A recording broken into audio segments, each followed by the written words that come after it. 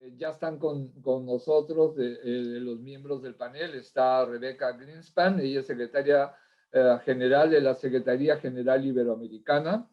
Está José Antonio González Norris, que es jefe de APSI. Es un gusto verte, José Antonio. Nos acompañan del panel Ariela Luna, ha sido ministra del MIDIS, y también nos acompaña Romy Tincopa, que es directora de Asuntos Sociales del Ministerio de Relaciones Exteriores. Esperamos contar de todas maneras, con la presencia de la presidenta del Congreso, Mirta Vázquez, que esperamos pueda sumarse en breve a la sala y a la participación en este diálogo por la concertación. El tema que nos ocupa creo que es de profunda actualidad y está estrechamente vinculado a los impactos que ha tenido el COVID, no solamente en el caso de nuestro país, sino en el caso del conjunto del planeta, y cómo eso está afectando, sí o no, la cooperación, la ayuda oficial al desarrollo, en especial para el caso de países de ingresos medios, que es la categoría en la cual está ubicado el Perú y varios de los países de América Latina. Esa es la materia general, y cuáles son un poco los impactos que esta situación nos plantea, los retos, los desafíos. Para empezar en esta etapa, digamos, inicial de palabras de bienvenida, yo quisiera invitar a Rebeca a hacer uso de la palabra para hacer un primer saludo a las y los participantes en esta sesión, y quizás presentarnos también la temática que nos ocupa en esta sesión. Rebeca, adelante, por favor. Muchísimas gracias. ¿Me oyen bien? Sí, perfecto. Bueno. Yo sí, no sé si tú me escuchas a mí, pero excelente, aprovecho para darle la bienvenida a Mirta Vázquez, que ya se encuentra con nosotros en la sala. Entonces, adelante, Rebeca. Bien, bueno, saludo muy especialmente a Mirta Vázquez Chuquilín, la presidenta del Congreso de la República del Perú. Querida Mirta, es un placer y un honor tenerte hoy con nosotros. Saludo, por supuesto, a Romy Tincopa Grados, directora de Asuntos Sociales de la Dirección General de Asuntos Multilaterales del Ministerio de Relaciones Exteriores, a Ariela Luna, exministra, y por supuesto, querido Federico Armillas, muchísimas gracias por esta invitación a todos a participar en este foro tan importante. No sé si está con nosotros José Antonio González Norris, también el director ejecutivo de la Agencia Peruana de Cooperación Internacional, un gran amigo y colaborador nuestro en el espacio iberoamericano. Quiero de verdad agradecerles a ti y al MCLCP, para no decir todo el nombre, no solo por convocar este panel de lujo, del cual estoy honrada en participar, sino por actuar desde hace 2 décadas, guiados por la convicción de una verdad que esta pandemia ha subrayado con mucha fuerza para todos. Los mejores esfuerzos para combatir la pobreza se dan cuando actuamos de manera conjunta, de manera colectiva, entre los distintos sectores de la sociedad, y cuando nuestro norte trasciende la inmediatez. Estas 2 condiciones son imprescindibles para abordar el diálogo de hoy en vistas de la situación sin precedentes que enfrenta nuestra región. Urge reflexionar sobre las herramientas de que dispone el multilateralismo para impulsar la recuperación sostenible de Iberoamérica, del Perú y, como bien lo has dicho, Federico, de los países mal llamados de renta media, ¿no? Que muchos de nosotros hemos luchado por crear una nueva categoría que se llame países en transición al desarrollo, no países de renta media, porque como me dijo una vez, perdón que lo diga así, un ministro de Cabo Verde, me dijo, Rebeca, yo me fui a acostar siendo un país de ingresos bajos y me levanté siendo un país de ingresos medios y nada había cambiado en mi país. Así que esas son categorías que siguen siendo arbitrarias y que no responden a las realidades diversas, heterogéneas de nuestros países. También no podemos dejar de mencionar una verdad en esta pandemia, y es que la mayoría de las personas en pobreza, como sabemos, no viven en los países de renta media.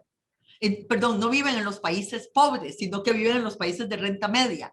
Yo creo que todos ustedes saben que 2/3 partes de los pobres del mundo no viven en los países pobres, sino en los países de renta media, ¿no?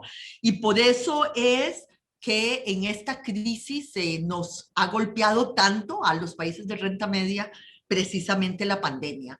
América Latina no solo vive la crisis más profunda del último siglo, o de lo que tengamos registro, yo creo, sino que además es la segunda región más golpeada por la pandemia, tanto en términos económicos como en términos de vidas humanas.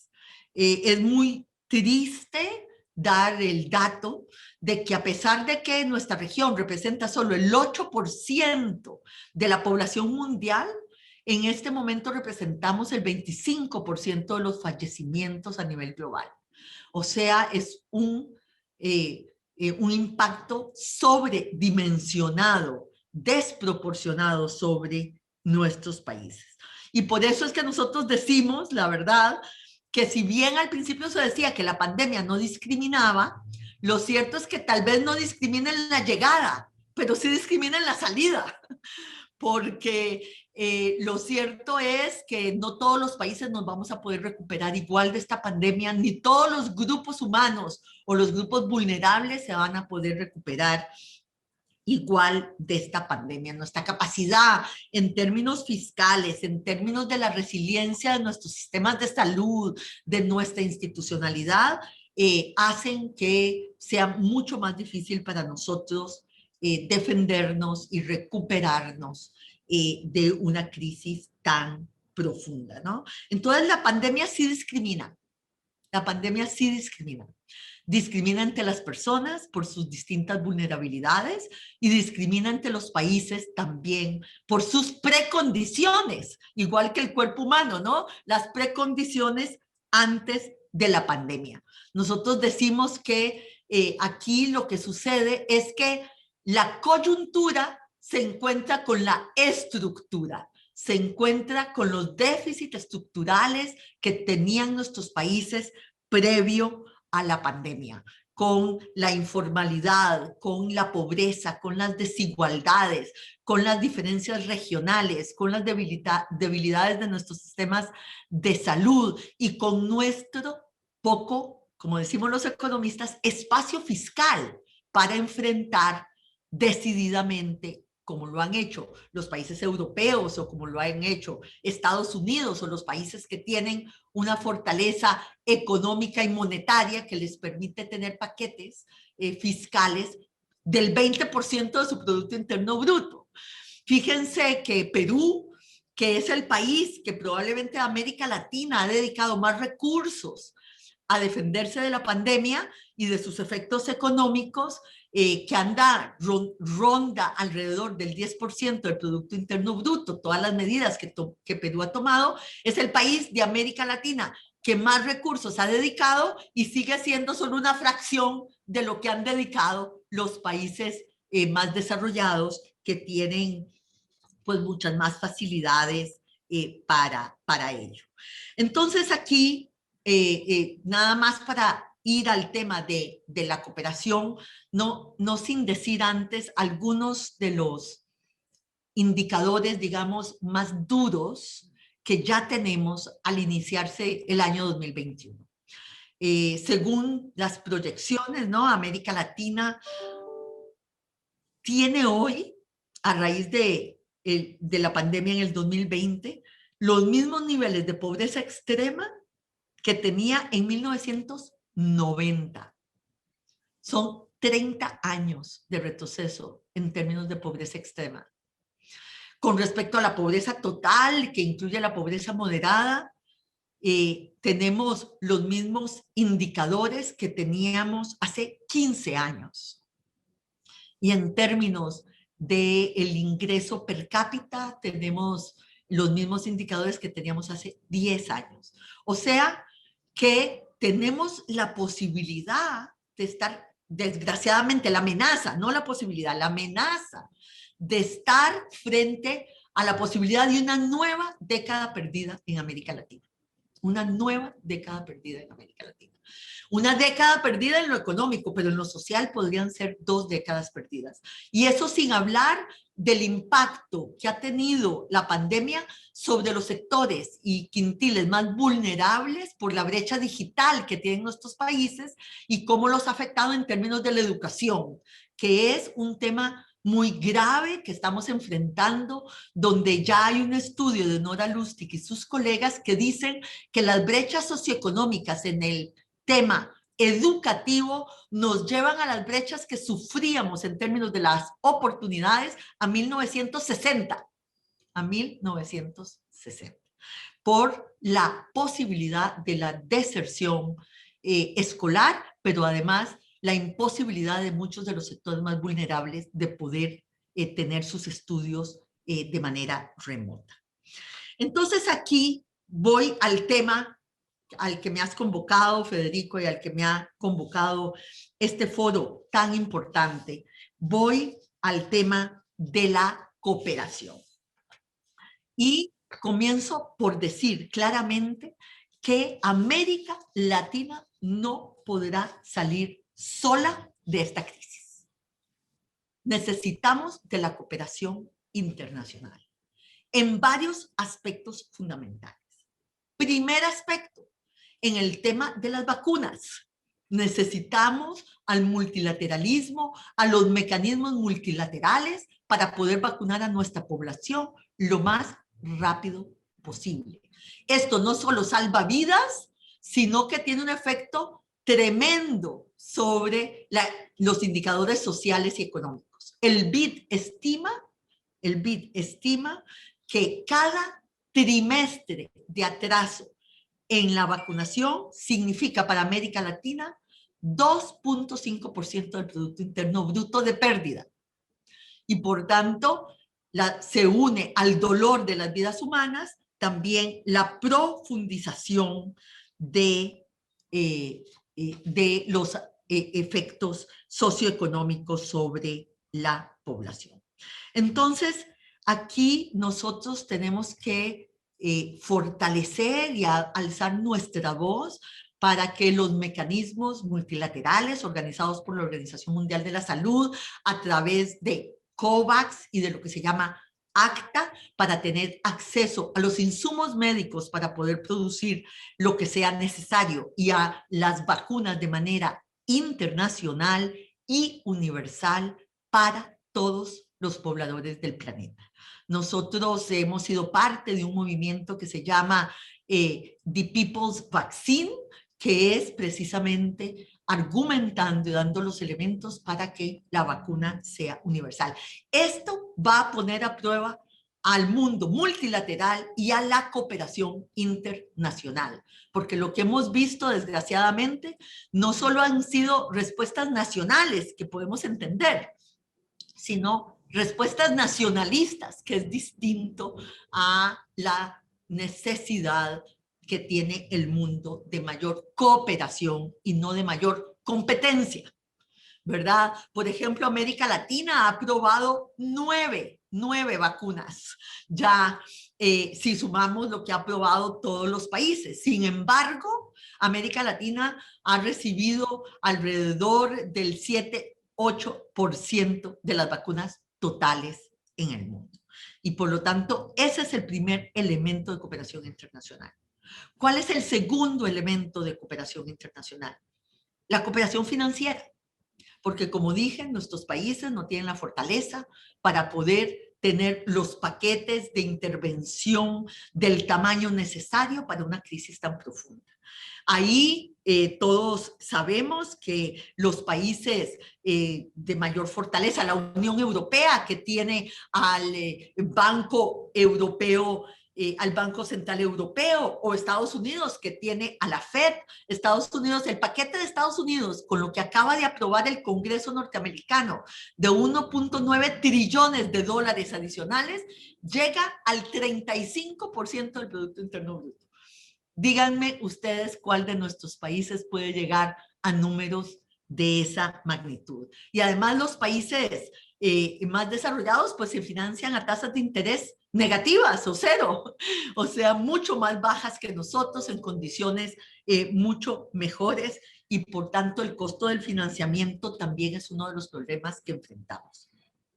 Ahí nosotros hemos abogado por una emisión en el Fondo Monetario Internacional de lo que se llama derechos especiales de giro. No voy a entrar a todos los temas técnicos, pero es una emisión internacional, como si fuera el Banco Central Internacional multilateral por excelencia, y por lo tanto esos recursos podrían llegar a los países en desarrollo sin aumentar su deuda, lo que sería de gran ayuda para todos nuestros países. Solo para darles una idea de lo que esto significa, y que esto no es ayuda oficial al desarrollo, querido Federico, ¿verdad? Estos son ayuda financiera al desarrollo. Si se emitieran, como creemos que va a pasar, dadas las manifestaciones y declaraciones que ya dio Janet Yellen del Tesoro americano, si se emitiera $500 billones, que es lo que se puede emitir sin ir al Congreso norteamericano, nuestra región, Latinoamérica, recibiría alrededor de $54,000 millones. Y eso es más de lo que han prestado el año pasado el BID, el Banco Mundial y la CAF juntos. Por eso es que hablo de esto como también un elemento de cooperación financiera muy importante. Y además mantendría en raya, digamos, a las condiciones de financiamiento internacional. Ustedes saben que Perú ha tenido acceso a los mercados, solo para mencionarlo. Perú ha sido un país en que los mercados le tienen confianza, los mercados se han mantenido abiertos, pero como han subido las tasas de interés de los bonos a 10 años de Estados Unidos, entonces, ¿qué ha pasado en Perú? Que su financiamiento también se ha encarecido, y por lo tanto eso quita recursos. ¿De dónde? Quita recursos que se pueden dedicar a las poblaciones más vulnerables que necesitan de esa ayuda financiera y de los recursos fiscales para salir adelante. Bien, eso es con respecto al tema financiero, al tema de la importancia de la cooperación financiera. Entonces, voy terminando con una reflexión adicional. Yo creo sinceramente que todos entendemos que estamos ante un cambio de época, ¿no? Yo audazmente, porque no soy historiadora, digo que este es el verdadero inicio del siglo XXI, que los siglos no empiezan cronológicamente, que el siglo XX probablemente empezó con la pandemia de la gripe y con la Primera Guerra Mundial, y que nosotros estamos empezando ahora el siglo XXI porque la razón para decir ello es que ha cambiado nuestra vida cotidiana. Esto ha afectado a todos los pobladores del mundo, a todos los ciudadanos, y por tanto, ante esta nueva época, tenemos que poder construir un mundo distinto del que veníamos. Yo creo que cuando hablamos de una nueva normalidad, no se trata de construir solo una normalidad que sea nueva, sino que sea mejor. Y lo cierto es que los déficits estructurales que traíamos del siglo XX, de estas brechas de desigualdad, de estas brechas de pobreza, de estas brechas de oportunidades, de estas brechas en los derechos de las mujeres, para mencionar solo algunos, tienen que ser cerradas si queremos construir una normalidad mejor. Y para ello yo creo que tenemos que dar 3 pasos fundamentales. Primero, no podemos seguir midiendo el desarrollo por el Producto Interno Bruto, porque eso nos lleva a un mundo, a una estrategia de desarrollo insostenible y injusta. Tenemos que poder finalmente dar el salto a defender un paradigma de desarrollo humano sostenible, que es lo que es la Agenda 2030 y lo que son los Objetivos de Desarrollo Sostenible. Segundo punto, tenemos que también dar un salto en nuestra concepción de la pobreza y dejar de medir la pobreza solo por el ingreso y pasar al concepto de pobreza multidimensional, de las carencias que tienen efectivamente las familias y que les impiden el desarrollo humano en el sentido de lo que decía Amartya Sen, que cada persona pueda tener un proyecto de vida que valore la igualdad de oportunidades para todos. Pobreza multidimensional. Y el tercer elemento es la concepción de la cooperación. Tenemos que pasar a una cooperación mucho más simétrica, mucho más horizontal, una cooperación donde no creamos que unos tienen el problema, pero otros tienen la respuesta. Este es un mundo en el que vamos a tener que tratar nuestras experiencias y realidades específicas con mucho más respeto, oyendo mucho más, porque los problemas son comunes y las soluciones van a venir de todos. Nosotros decimos que no hay un país tan rico que no tenga nada que aprender, ni un país tan pobre que no tenga nada que ofrecer. Vamos a tener que ir a una cooperación mucho más colaborativa, de mucha más coordinación, de mucho más horizontalidad, mucho más simétrica y horizontal, como decimos nosotros en la CEGIP, lo que hemos llamado cooperación sur-sur y triangular, pero que al final de lo que se trata es de aprender unos de los otros, de compartir las experiencias y de potenciar dentro de nuestra diversidad la acción colectiva. Muchas gracias, Federico. Muchas gracias a ti, Rebeca. Creo que han sido muy sugerente y desafiante tu presentación. Yo recordaba entre tus palabras esta idea de que los siglos no tienen que ver con el calendario exactamente, sino con un tiempo político.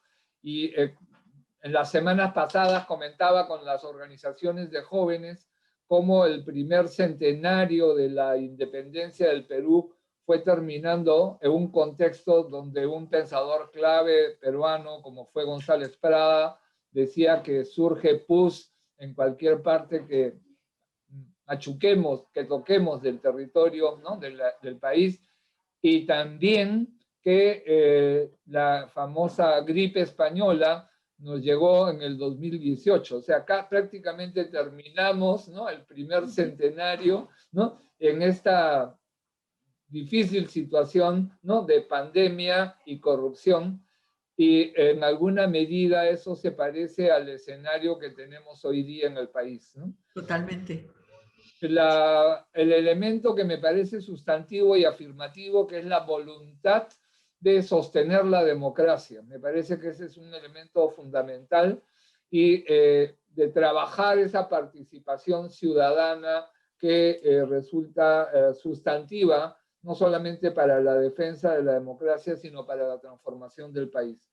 Y creo que los puntos que has planteado son puntos sustantivos en el enfoque que en el espacio de la mesa hemos buscado sostener respecto a un enfoque de desarrollo humano, una mirada de la pobreza en términos de una situación, una multicausalidad, ¿no?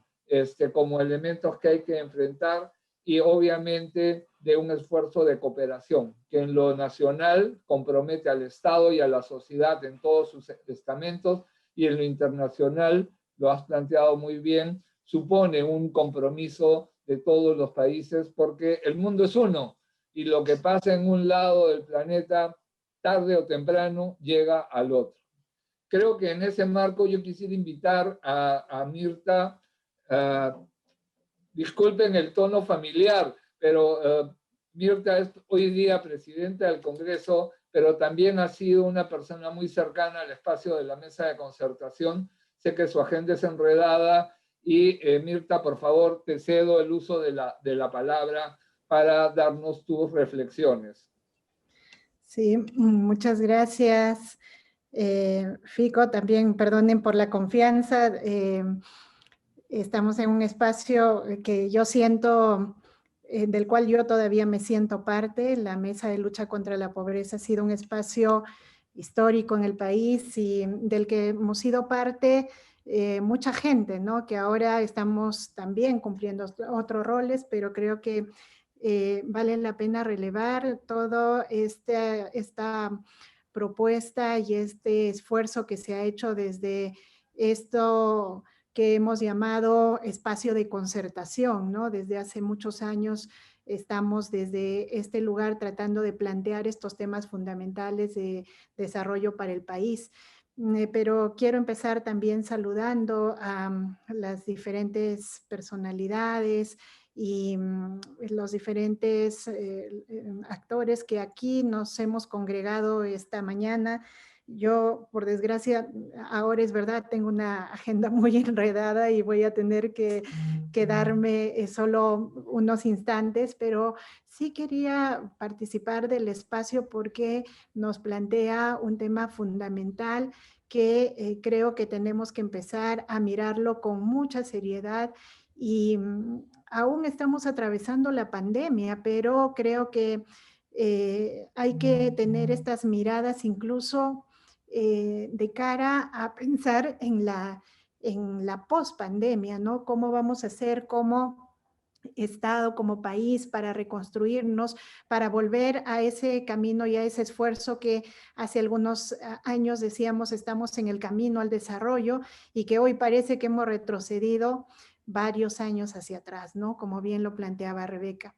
Yo quiero empezar reflexionando sobre la situación que atravesamos y que es una situación que sin duda representa un serio retroceso en los esfuerzos que se han hecho en las últimas décadas para construir condiciones de eliminación de pobreza, de generar condiciones de desarrollo real para los estados, y que estamos en una situación de freno en las economías, de freno abrupto de las economías en los diferentes países, y eso también impacta sobre las democracias estables, dicho sea de paso, ¿no?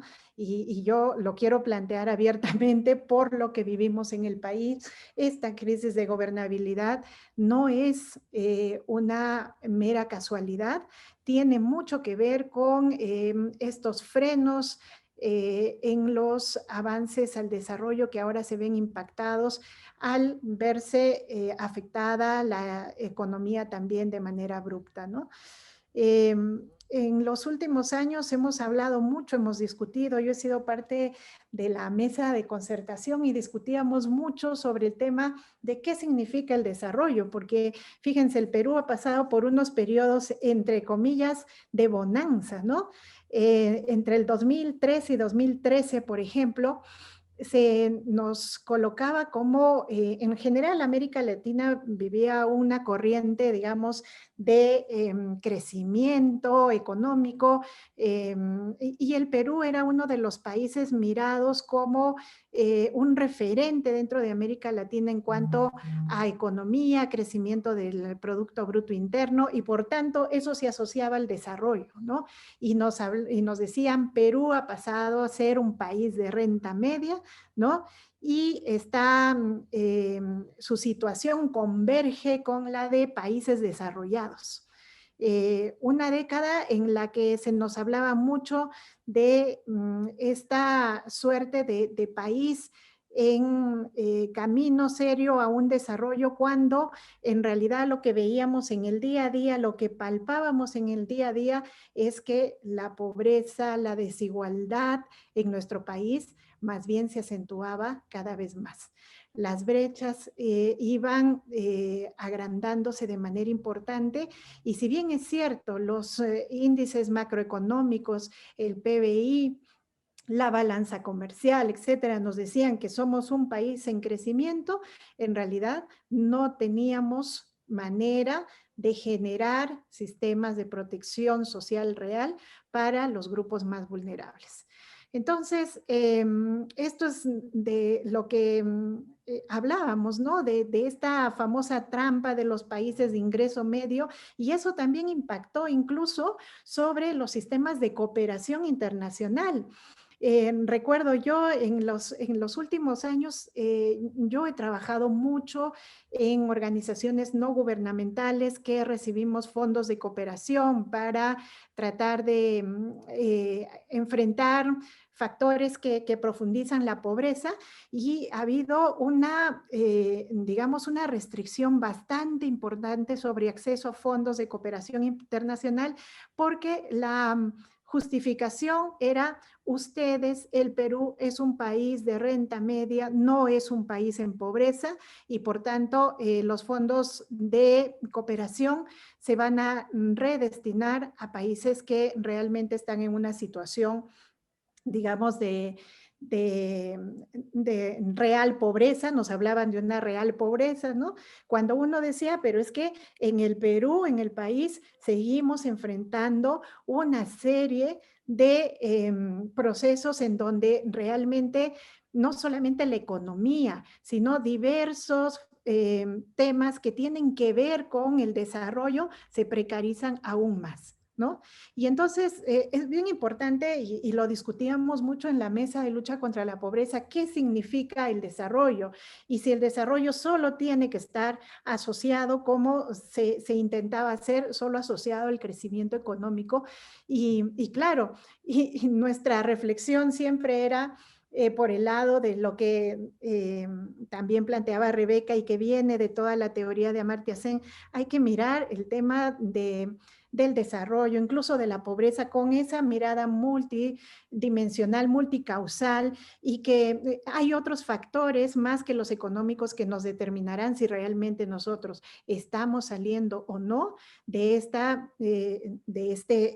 digamos, sector pobre, si realmente estamos en camino a lo que se aspira a llamarse desarrollo, ¿no?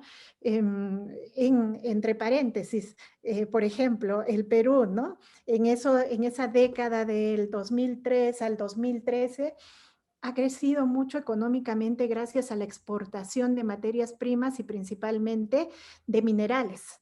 Yo soy de Cajamarca, la región que produce más oro en todo el país. Y cuando se empezó a explotar oro en Cajamarca, hacia el año 90, nosotros éramos la cuarta región, en ese momento la cuarta provincia más pobre del país.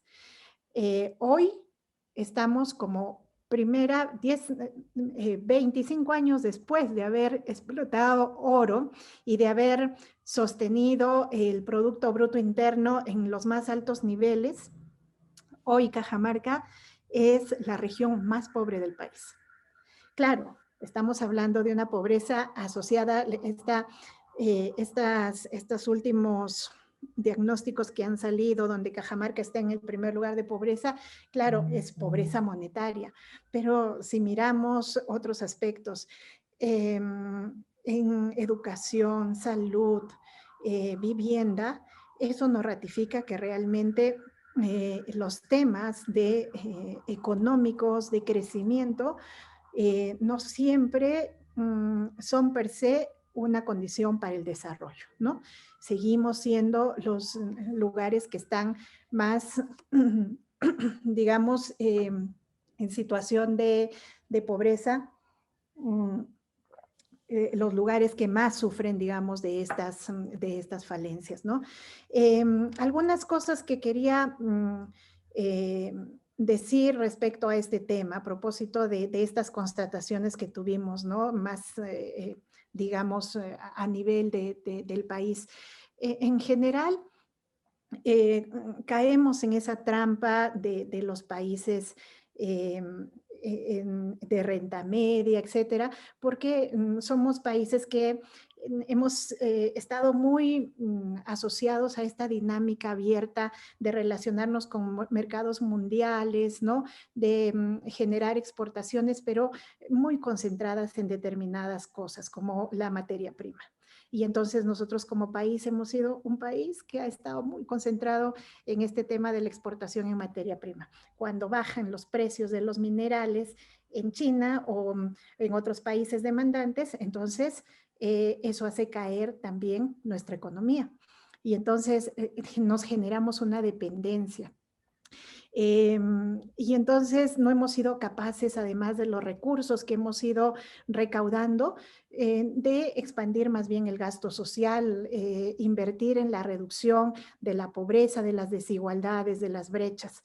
Hemos tenido la bonanza económica, pero eso ha terminado concentrándose en determinadas élites y no se ha visto traducir en servicios públicos. Y hoy la gran constatación ha sido en este momento de pandemia. Tantos años de crecimiento económico y cuando llegó la pandemia en el país, teníamos servicios de salud colapsados, no había una sola inversión en servicios de salud pública y por eso es que la pandemia hasta ahora pega más y golpea más fuerte en países como el Perú, a pesar de los recursos que teníamos. Hay que plantearnos seriamente en este momento el tema de y eso yo lo digo sinceramente, voy a decir esto con muchos temores, ¿no? Porque, por ejemplo, uno piensa, ¿qué hacer frente a eso? Si ya cometimos, digamos, estuvimos en esta dinámica que no funcionó, concentrarnos en exportación de materias primas, etcétera. Uno dice, bueno, la salida lógica es diversifiquemos la producción, veamos qué más producimos, etcétera. Hagamos una inversión fuerte en generar otro tipo de dinámicas, pero lo que yo veo ahora que estoy muy cerquita a cómo funciona el Estado. El otro día lo conversaba y además en una conversación muy honesta y sincera, creo, con el Ejecutivo, y ellos planteaban que la única salida en este momento es seguir exportando materias primas para recuperar la economía, ¿no? Se está hablando mucho de reactivación de la economía. Entonces yo preguntaba un poco, ¿y cómo se está pensando la reactivación económica? Lo que sabemos hacer, exportación de nuestras materias primas. Y eso me da mucho temor, porque eso quiere decir que en lugar de mirar otras salidas, vamos a profundizar el mismo sistema. Y creo que, y lo estoy diciendo no en digamos, no como una infidencia, sino como una reflexión, y yo creo que las personas que lo están pensando así, lo están pensando en términos de urgencias, ¿no? Pero efectivamente es que no encontramos otras salidas en este momento. La pandemia nos está limitando también. Necesitamos inversiones fuertes en servicios públicos, educación, salud, por supuesto, ahora, claro. Entonces, ¿cómo hacemos ahora con este impacto y este retroceso que hemos tenido en nuestra generación de recursos ahora mismo? Necesitamos, es básico la inversión en tecnología, pero ¿cómo empezamos a hacerlo ahora que estamos 30 años atrás, ¿no? Y bueno, creo que hay que pensar seriamente y volver al tema de la cooperación. Y con esto voy a terminar también con unas aseveraciones, creo que también bastante atrevidas, ¿ya? Pero quiero plantearlas honestamente. Creo que estamos en un espacio que tenemos que plantearnos cosas desafiantes. Primero, yo pensaba que en este momento necesitamos reconceptualizar la cooperación, reconceptualizarla, porque en los últimos años hemos pensado en otros términos la cooperación.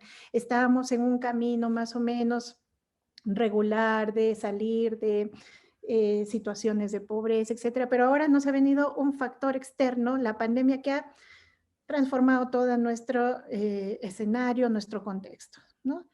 Entonces, ¿cómo pensamos ahora la cooperación?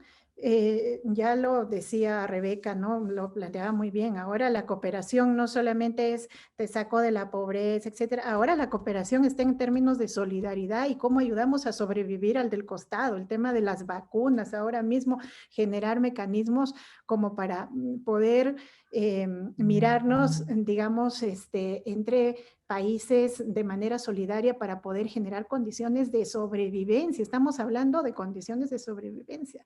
En eso se va a tener que concentrar la cooperación ahora mismo. La cooperación con mirada de solidaridad ahora tiene que mirar también y reflexionar sobre qué tanto se ha trastocado, porque ya no estamos hablando en países que van en camino al desarrollo, ni que por lo menos ya tienen solucionado el tema de los ingresos económicos. Ahora todo ha vuelto hacia atrás, ¿no? Entonces la cooperación hacia el desarrollo también creo que repensar el término desarrollo, otra vez con sus multidimensiones, otra vez con sus multicausas, ¿no? Hay que entrar a una nuevamente reflexión sobre ese tema. Y luego establecer las condiciones, que dicho sea de paso, en el Perú son complejas, ¿no? Y yo acá veo a don José Antonio, representante del APSI, ¿no? Pero él nos podrá contar ya lo difícil que también es la regulación de la cooperación, porque se ha politizado mucho el tema. En el Congreso yo escucho muchas veces y hay propuestas legislativas. Yo espero que en estos meses esté la gente distraída en otras cosas, porque ahí donde se acuerdan de la cooperación internacional, la asocian a las ONGs aprovechadas que han luchado contra, no sé, hay mucha idea politizada y asociada a que la cooperación solo es una ONG de gente privilegiada, cuando la cooperación es un tema muy importante, ha jugado un rol fundamental, y entonces acá se quiere cada vez más limitar cómo se hace esa cooperación. Entonces hay una serie de proyectos de ley donde dicen, no, ahora la cooperación, ya incluso hay proyectos de ley que quieren prohibir la cooperación. Porque, Mirta. sí, y con esto termino. ¿No? Y solo quería decir eso, que hay dificultades en el tema de la regulación y también hay que pensarlo y reflexionarlo, y nada más. Gracias. Que antes de... Creo que los temas que has planteado son fundamentales y creo que justamente le toca a José Antonio abrir un poco esas interrogantes que tú has planteado, ¿no? Entonces, con cargo a que podamos tener un conversatorio específico, ¿no?, sobre la cooperación en el país.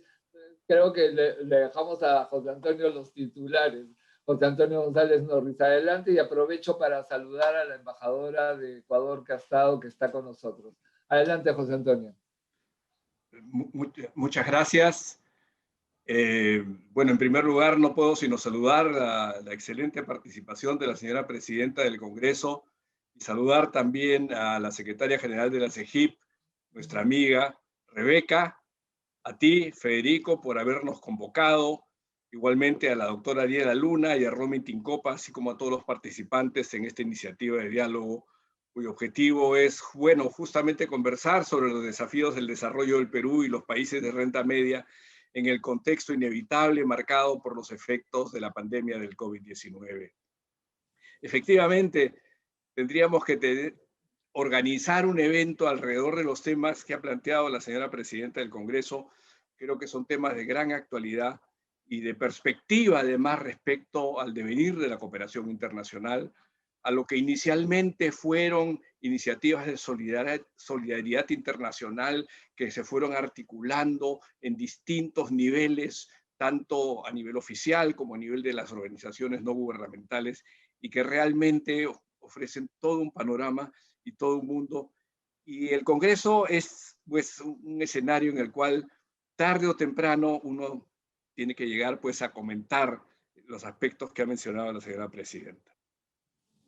Pero bueno, en lo que estamos de acuerdo todos es lo que es más evidente: la pandemia, ¿no?, es el desafío más serio, complejo, urgente que enfrentan nuestros países y que ha puesto todavía en situación de mayor vulnerabilidad a los países de renta media que conforman principalmente nuestra región. No voy a abundar en las cifras que mencionó Rebeca, pero efectivamente hay cifras que son dramáticas y que vale la pena remarcar, porque América Latina y el Caribe representan efectivamente solo el 8% de la población mundial, pero hasta el momento han registrado aproximadamente el 28% de los fallecimientos por COVID-19, es decir, más que cualquier otra región en desarrollo. Por otra parte, también Rebeca se ha referido a que en la región viven, o diríamos mejor, sobreviven, ¿no? Más de 200 millones de personas en situación de pobreza y 78 millones en pobreza extrema. Estos son porcentajes del 33% en pobreza y 12.5% de la población en situación de pobreza extrema respectivamente. Esta es la realidad de los países de renta media y bueno, no vamos a abundar en lo dicho por Rebeca. Debemos sí recordar que estas graves consecuencias sociales y económicas también amenazan los avances en la implementación de la Agenda 2030 y sus objetivos de desarrollo sostenible y intensifican las desigualdades persistentes a pesar de los relativos logros alcanzados en las últimas 2 décadas que se han visto amenazados cuando no han desaparecido en la conmoción generada por este evento súbito y catastrófico. Y así, como la pandemia ha desnudado la fragilidad en nuestros países y nuestros sistemas de salud y de seguridad social, también ha dejado en evidencia la debilidad en nuestros esquemas globales de cooperación al desarrollo.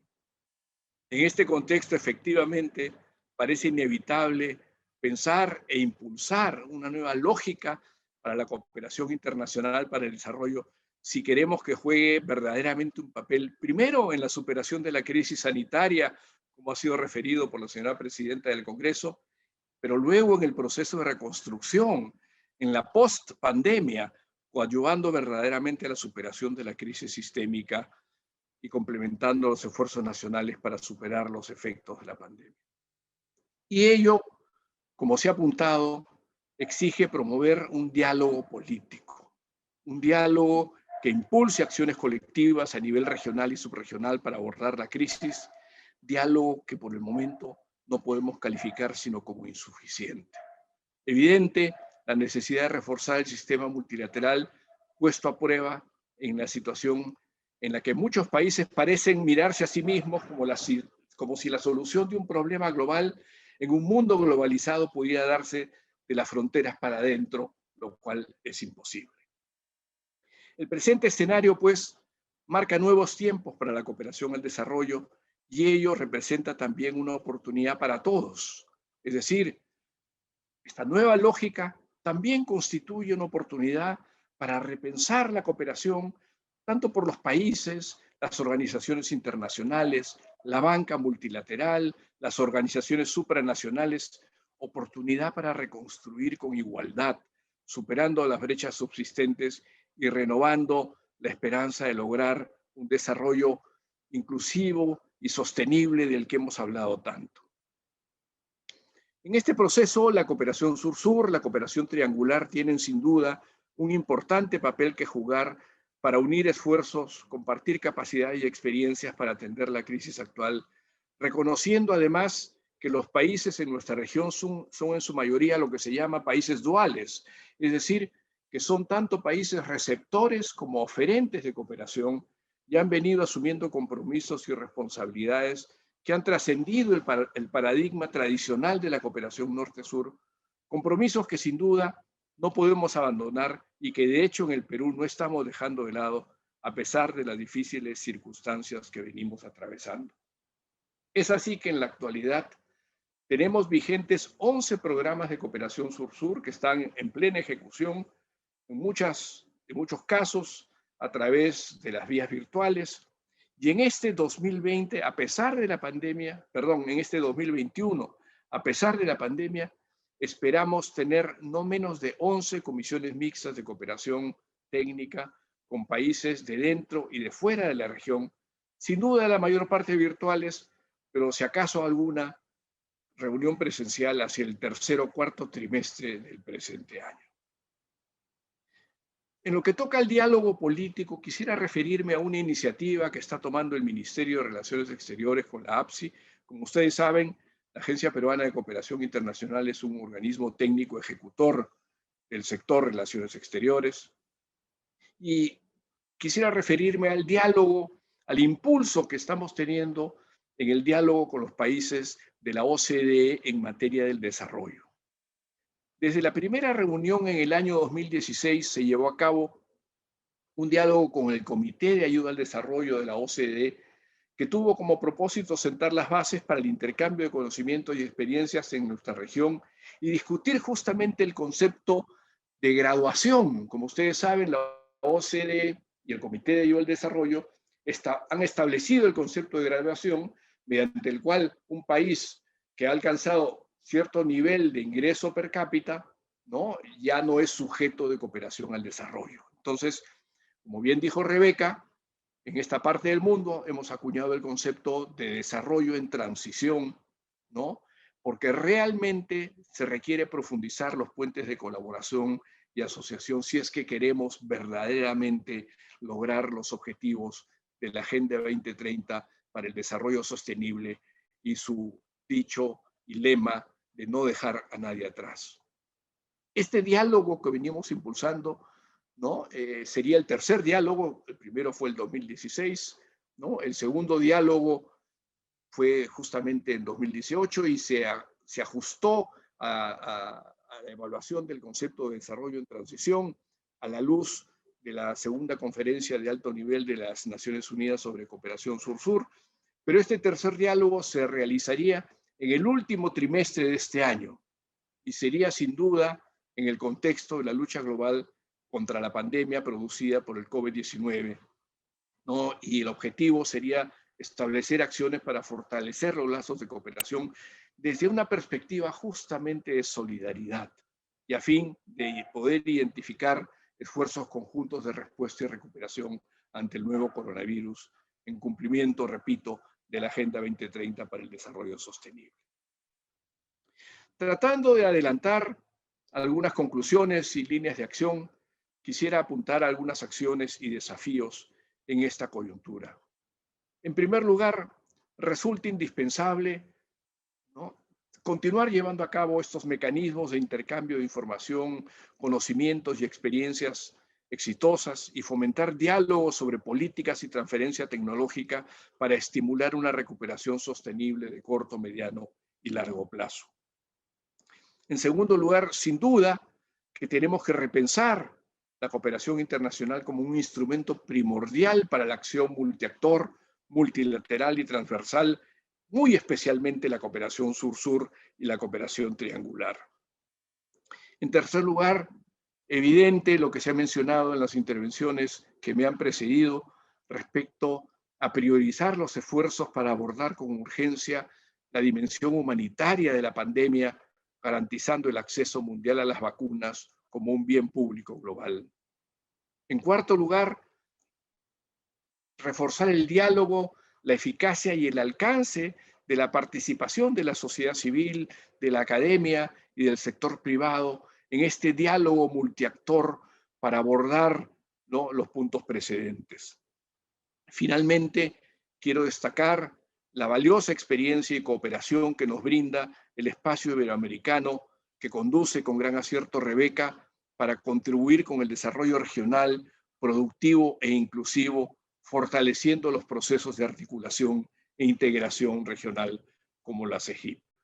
Quedo atento a los comentarios e intervenciones para estar respondiéndolos. Muchas gracias. De verdad, muchísimas gracias por tu intervención.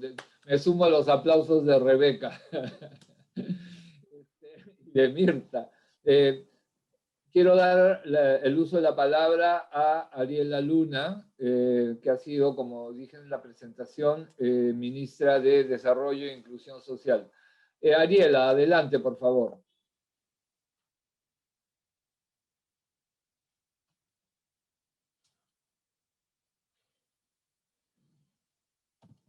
Tu micro. Ya está. Listo. Listo, ¿me escuchan bien? ¿Sí? Sí, ok. Bueno, primero agradecer la invitación. Un saludo a todos los ponentes y colegas. Y bueno, este es un tema complicado, ¿no? Un tema doloroso, tener que estar conversando de estas cosas en el momento en que estamos. Pero que también creo que puede traer mucha esperanza, porque es un tema que realmente pone en la historia, ¿no? Un antes y un después.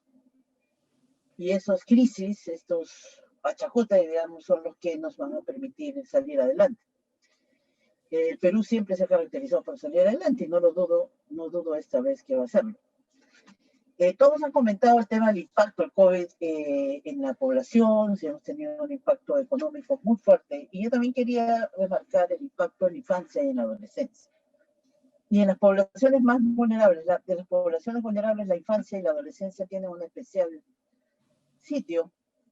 Cuando uno ve las cifras de pobreza extrema monetaria, como han caído en hogares con niños menores de 5 años o de adolescentes, ve que el efecto aún ha sido ahí más fuerte que en la población general. Y también tenemos toda la otra población con alguna persona con discapacidad, hogares con alguna persona con discapacidad o hogares con personas adultos mayores, ¿no? Que son dentro de los vulnerables más, digamos, dentro de los vulnerables, los más vulnerables.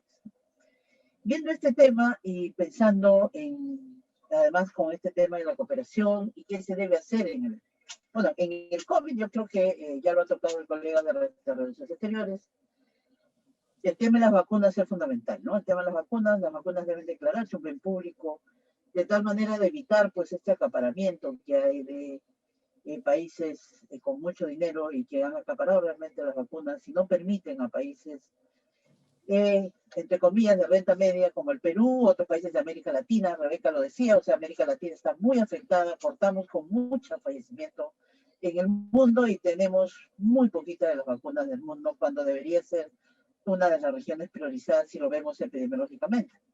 Sería bueno apagar la epidemia en América Latina, y eso solamente se puede hacer con vacunas, para ayudar al resto del mundo. Entonces, la mirada solidaria, digamos, en este sentido no existe y solamente existe la mirada individual, ¿no? Del que tiene que vacunarse, digamos, pero aquí necesitamos una mirada colectiva, de tal manera que el mundo pueda seguir interactuando, negociando, reactivándose económicamente entre todos. Nadie puede reactivarse solito, y para esto es fundamental que los puntos de más incidencia en el orbe sean ayudados, como el tema de América Latina, ¿no? Tenemos el tema de Brasil en nuestro continente y Perú, que son los países que más incidencia de casos tienen, y ustedes saben que en una realidad de muchos casos con vacunación es un caldo cultivo como para que puedan generarse otras variantes, o sea que creo que ahí la cooperación tiene un rol fundamental.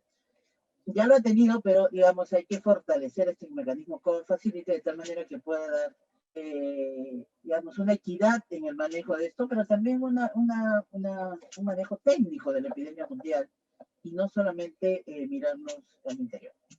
En el tema del post-COVID, bueno, y esto, para terminarlo de hoy, la pandemia debe aplicarse también a todos los otros insumos que están involucrados en la pandemia, ¿no? Insumos hospitalarios, etcétera. Felizmente eso disminuyó al inicio de la pandemia. Algunos países acaparaban ciertos insumos y no se podía tener acceso a eso, etcétera. Eso se ha regulado, pero hay cosas muchas veces que el mercado no lo consigue. Mirando la post-pandemia, es verdad que nosotros vamos a tener un país que va a quedar muy golpeado, y eso viene de antes. O sea, teníamos un modelo que vivíamos un poco ¿cómo decirlo?, en la visión de que estábamos creciendo mucho. Sí, hemos crecido mucho, el milagro peruano, pero ha sido un milagro con muchas inequidades, ¿no? Creo que lo fundamental de desnudar, digamos, todo el acceso a servicios, etcétera, en el Perú ha tenido un fuerte sello y tiene un fuerte sello de inequidad, que no ha permitido que toda la población tenga acceso en forma igual a todos los servicios o a todas las posibilidades de no infectarse primero y después de infectarse, de recuperarse, o por lo menos tener acceso a servicios que le permitan recuperarse, ganar tiempo, etc. Y ahí tenemos varios temas que deberíamos plantearnos. Y ahí la cooperación puede ayudar mucho.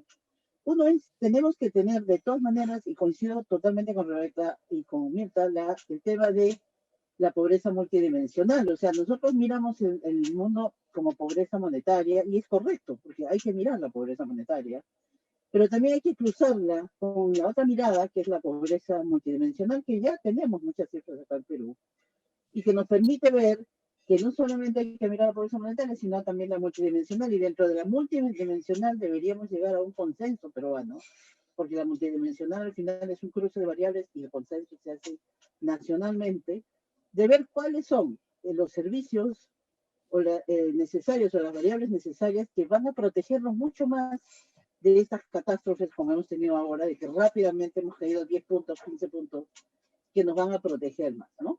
Cuando uno ve zonas, por ejemplo, acceso a servicios, un tema es verlo por separado y otro tema es verlo por paquetes. Yo creo que una cosa que hay que hacer es mirarlo como acceso a un paquete. O sea, si uno ve, por ejemplo, acceso a energía eléctrica, podemos ver el Perú. El Perú tiene acceso al 90% de comunidades tienen acceso a energía, de una u otra forma, incluso con paneles solares.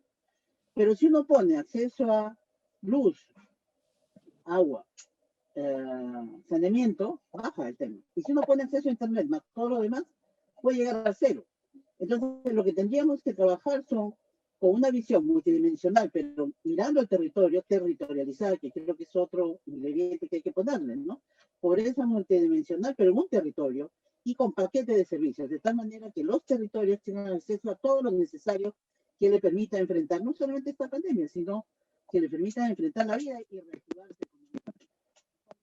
En el MIS, me acuerdo, discutiendo este tema, nos preguntábamos, por ejemplo, si uno vive en una comunidad campesina y tiene un emprendimiento, ¿cuánto tiempo le toma, aunque tenga dinero? O sea, ahí no hay, digamos que es alguien exitoso, tiene un emprendimiento, pero puede estar a 8, 10, 15 horas de un notario, por ejemplo. Que además el trámite es público y tiene que gastar sus 15 horas, llega, el notario no está, no puede estar. O sea, hay una serie de servicios que van a permitir, digamos, que permiten estar dentro, que lo incluyen a uno financieramente, que no tenemos acceso. Y eso lo hemos visto tremendamente con el tema del bono. Nosotros lo vimos y ahí hay varios ejercicios que hay que hacer. Uno es completar el padrón de hogares.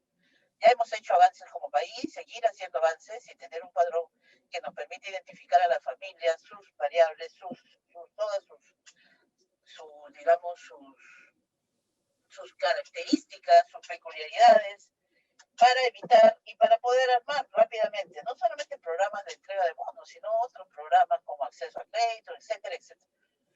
Ahí incluyo el tema de la cuenta, bancaria. El Perú tiene un nivel de bancarización muy bajo, del 40% en global. Y ese dato también es engañoso, porque en el bono, cuando tú pones el dinero en el banco, en la cuenta, al inicio nadie iba a cobrar de la cuenta, todo el mundo hacía su cola. Por más que tuviera tarjeta, porque perdió la tarjeta, porque no se acordaba, porque no confía en el cajero, etc. Entonces tenemos que trabajar mucho en este tema de inclusión financiera y de educación financiera que permita incluir financieramente a mucha gente. Y esa sola variable es una variable que ayuda y disminuye pobreza porque va a generar una serie de utilidades para estos hogares. Entonces, un padrón que nos permita ver todas las características de la población, un padrón que se actualice. El Perú no tiene datos de cuántos murieron hoy día ya felizmente de los fallecidos. El COVID ha ayudado en algunas cosas, desgraciadamente en este tema también ayudó, que nos permita ver si se casaron, si se mudaron, etcétera, un padrón vivo, ¿no? Que permita trabajar una serie de cosas con la población. Generar políticas con enfoque territorial, como ya decía, con una mirada de pobreza multidimensional y con paquetes de intervención. Con paquetes de intervención que permitan acercar a la gente. Una cosa es hacer una actividad en Cenepa, en Condorcanqui, con poblaciones que viven a 1 o 2 días de algún servicio de salud para hablar de salud, y otra cosa es hacerlo acá en Bien Salvador, de servicio de salud a 10 minutos de mi casa. Entonces hay que territorializar y generar probablemente políticas que permitan trabajar servicios que van a servir a las características de esa población. ¿sí? Todo, por ejemplo, para entrar y hablar de salud, todo el sistema de salud está hecho en una lógica, el primer nivel, materno-infantil.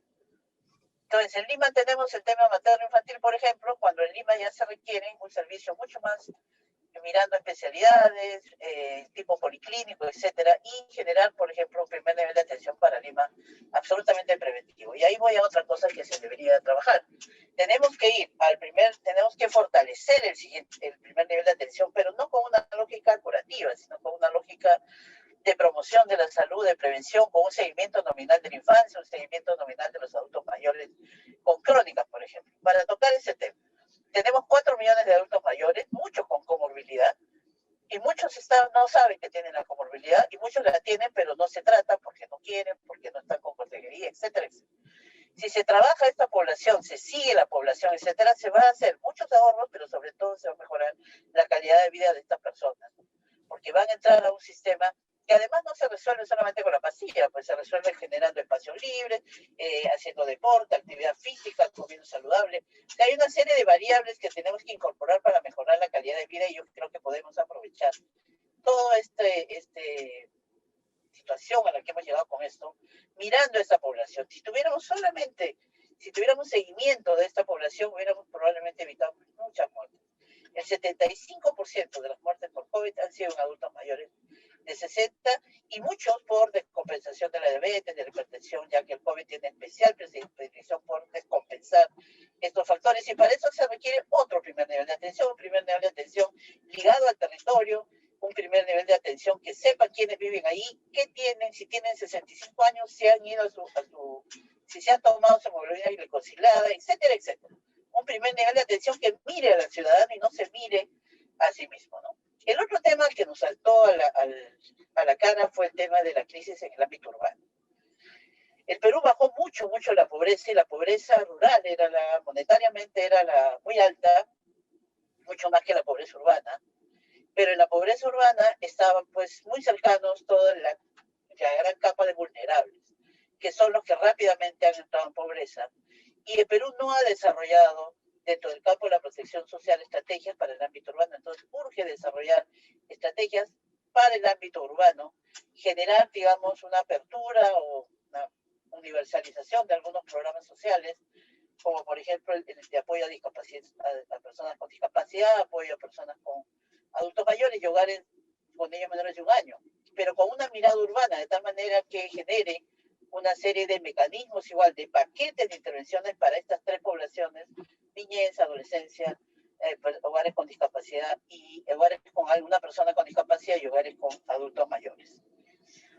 Incrementar los programas, y yo creo que las políticas, los programas que hagamos a partir de ahora deben apuntar, así, pero apuntar con toda la conciencia del mundo, a disminuir la inequidad, pero no solamente pensando en los pobres, sino en toda la población. Un ejemplo claro, por ejemplo, es el acceso al servicio de salud privados, ¿no? Gran parte del Perú no tiene acceso a los servicios privados. Yo pago un superseguro, trabajo en una supercompañía, por ejemplo, de Cajamarca, y en Cajamarca sí debe haber 2 o 3 clínicas, pero que no tienen el equipamiento necesario, etcétera.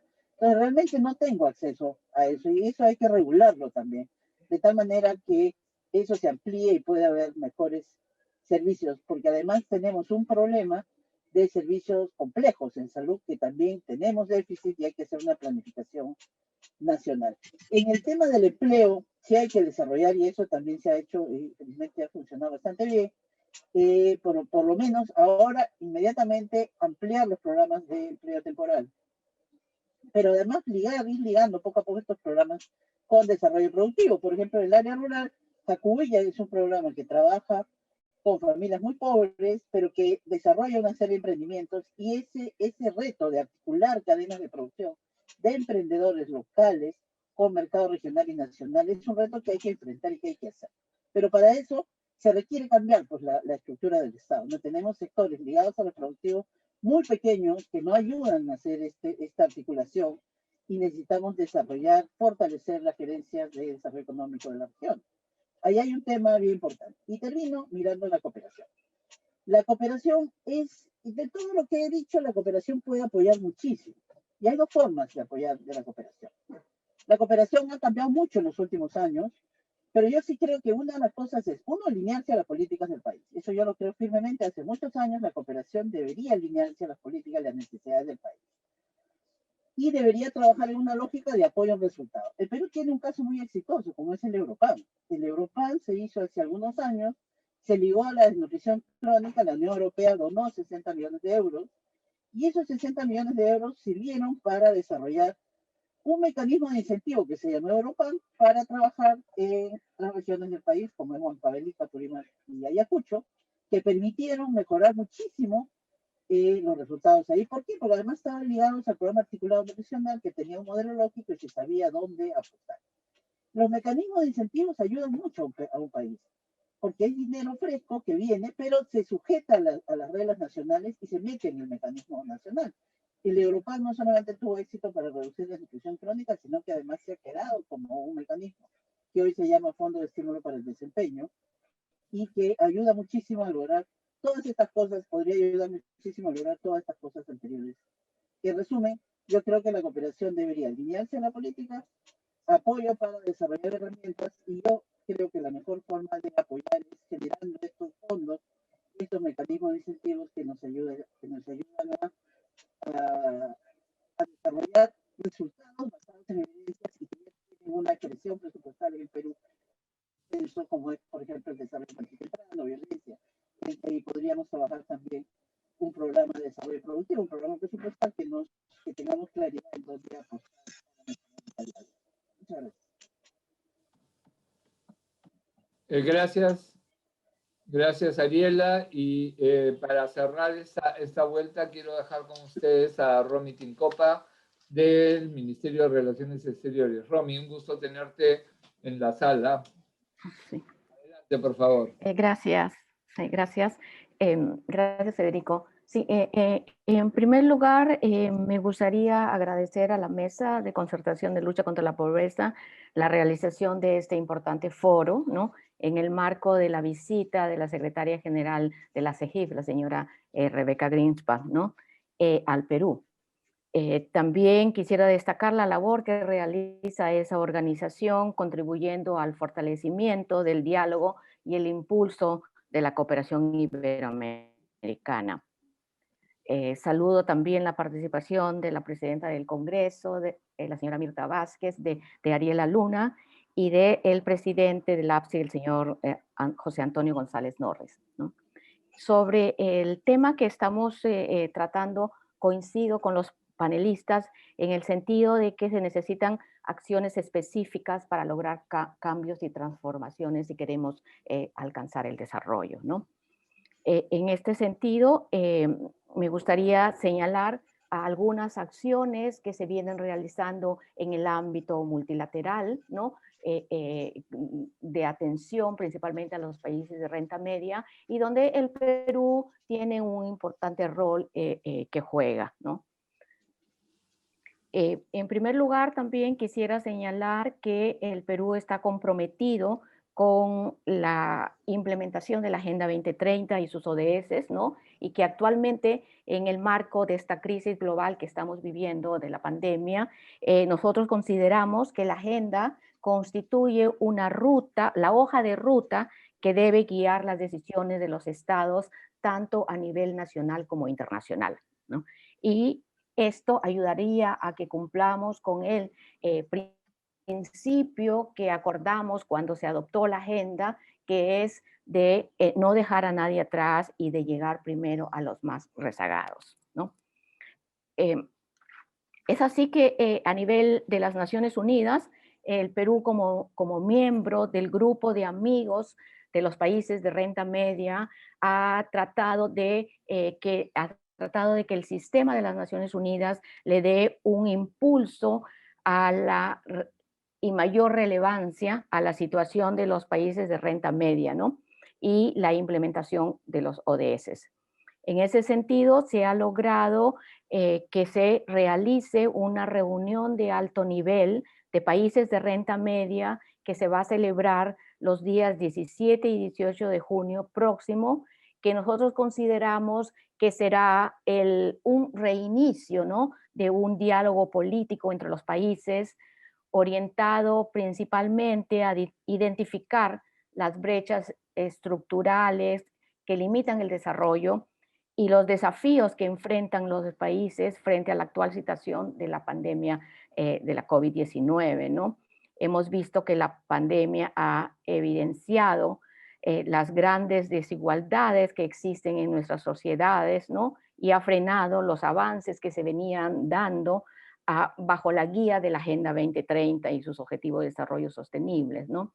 También vemos que una de las causas más profundas que ha dado esta situación de la pandemia es el aumento de las personas que viven en situación de pobreza y de pobreza extrema, ¿no? Y que ha profundizado la informalidad, la desigualdad, incluida la desigualdad entre los géneros y la exclusión, ¿no? Según el Banco Mundial, por primera vez en este siglo veremos un incremento en los niveles de la pobreza a causa de la pandemia, ¿no? Y de la recesión mundial. Más del 1% de la población del mundo caerá en pobreza extrema, según datos del Banco Mundial. Entonces, regresando a la reunión de Nueva York, la reunión esta de alto nivel sobre países de renta media, el Perú y otros países han considerado importante tratar de que esta reunión se enfoque, o este diálogo, ¿no?, entre países se enfoque en algunos puntos principales. Por ejemplo, en las debilidades estructurales de los países de renta media, ¿no?, en la disparidades socioeconómicas de estos países, en la medición multidimensional de la pobreza, no solamente basada en los ingresos, sino también en los derechos de las personas y en las oportunidades que las personas tienen, ¿no? Y principalmente en el tema que es muy importante y que ya se ha hablado acá bastante, que es la cooperación, ¿no? La cooperación y el financiamiento principalmente, ¿no? Los países de renta media requieren del compromiso de las instituciones financieras internacionales para trabajar en soluciones innovadoras que permitan atender la crisis que enfrentamos y de aliviar la situación de los ciudadanos y de las personas más vulnerables, ¿no? También el Perú considera importante que se debe dotar a los países en desarrollo de recursos para la investigación científica, para el desarrollo tecnológico y la innovación, ¿no? Son temas que la única manera que podremos lograr un desarrollo a largo plazo. Bueno, esperamos que los resultados de este diálogo sean importantes, ¿no? Y que tomen en cuenta la crisis en que vivimos, y nosotros creemos que la única manera que vamos a enfrentar esa crisis es de una manera conjunta, es una crisis global que necesita una respuesta global, ¿no? Y que al mismo tiempo necesita el apoyo de un sistema multilateral eficiente y robusto, ¿no? Termino diciendo que el Perú cree en el multilateralismo, ¿no? Y está convencido que es tarea central de los estados el fortalecer también las instituciones del sistema internacional para hacerlas más eficientes. Y ello pasa por concretar nuestras voluntades de cooperación y solidaridad internacional, ¿no? Para superar la crisis global. Y, por ejemplo, uno de los temas que nosotros siempre estamos llamando la atención dentro del sistema de Naciones Unidas es la distribución equitativa de las vacunas actualmente, ¿no? Y de que éstas sean consideradas como bienes públicos globales. Gracias. Gracias a ti, Romy, y con la intervención de Romy estamos cerrando esta actividad, no sin antes reiterar el agradecimiento a las personas que nos han estado acompañando a lo largo de la sesión. Quiero mencionar en especial la presencia de representantes de la Embajada de Ecuador y de México, y obviamente al equipo de nuestros panelistas de esta mañana, ¿no?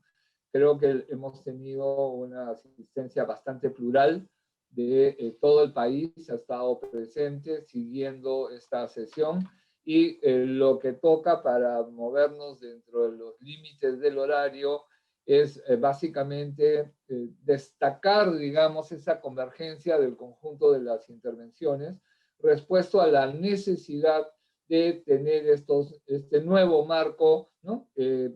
Quizás retomo la expresión de Romy, ¿no?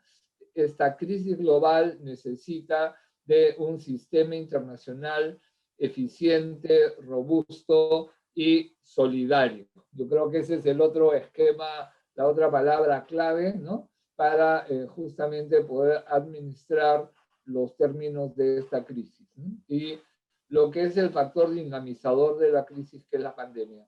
Yo quiero entrar, digamos, siguiendo una vieja tradición de la mesa y reiterando el agradecimiento a Rebeca y a cada persona y cada institución que ha hecho posible esta sesión.